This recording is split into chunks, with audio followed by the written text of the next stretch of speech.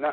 No, I was watching what was it called? There's so many of these documentaries now. I think it's the Who Killed Tupac one that was on A&E, I think.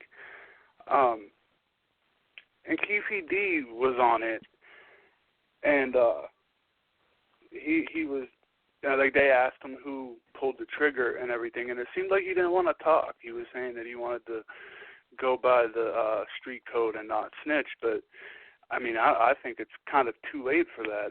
But why do you think all of a sudden that he doesn't really want to say as much as he did to begin with?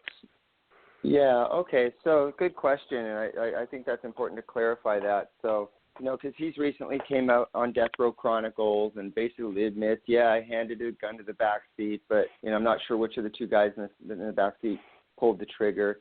After we interviewed him, and he admitted that his nephew had grabbed the gun and shot Tupac, I wrote, of course I write murder rap, and I put all that out there, and he starts getting all kinds of heat from his neighborhood. Oh, you fucking rat! How do you put this? Your nephew is dead, and you're throwing him under the bus like this. And it got so bad that I think his sister had some type of, a seizure. Or, this is Orlando Anderson's mom and Keefe D's sister.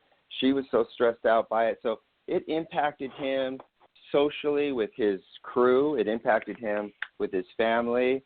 And so once he decided to go absolutely public with it, he just said, okay, I'm going to tell the story, but I'm not going to put it on. I'm not going to,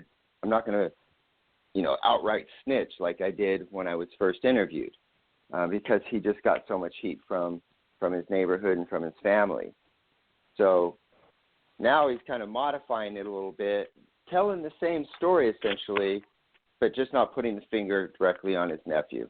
He's saying it might have been my nephew, but it also could have been the other guy in the back seat, DeAndre.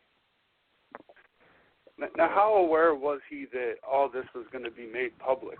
Like, after you interviewed him, was he notified that you were writing the book and then going to put the documentary out? Like, how aware of everything was he?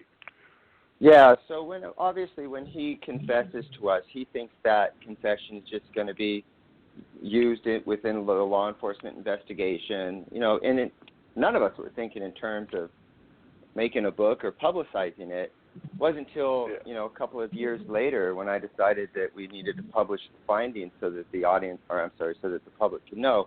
So he would have had no idea, but out of respect and,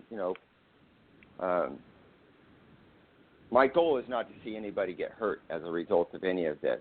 So right before I published the book, I went to his house, I sat down with him, and I said, here's the deal, Puffy.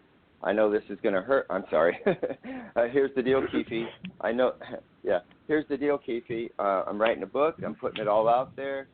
I'm going to put you on Front Street, and this is just the way it is. Truth be told, you got away with murder, so you're just going to have to deal with this. And he's like, bring it. Do what you got to do. I'm a gangster. I'll handle my own business. Fuck it. And that was his attitude about it. And then the documentary didn't come out until a couple of years after that. And, of course, now he's appearing in his own documentaries with Death Row Chronicles on BET, where he's essentially admitting to the whole story that I put out back in 2011. Yeah, so. And now, what about Puffy? Was he aware that this book was coming? Like, was he aware of all this before anything was released?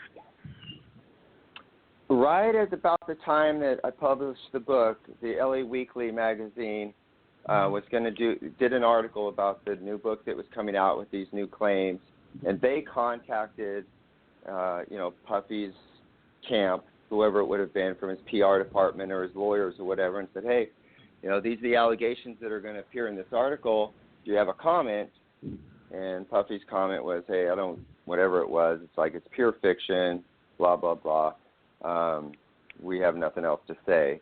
So he was aware of it back at the time, but his response was that it was all nonsense and fiction.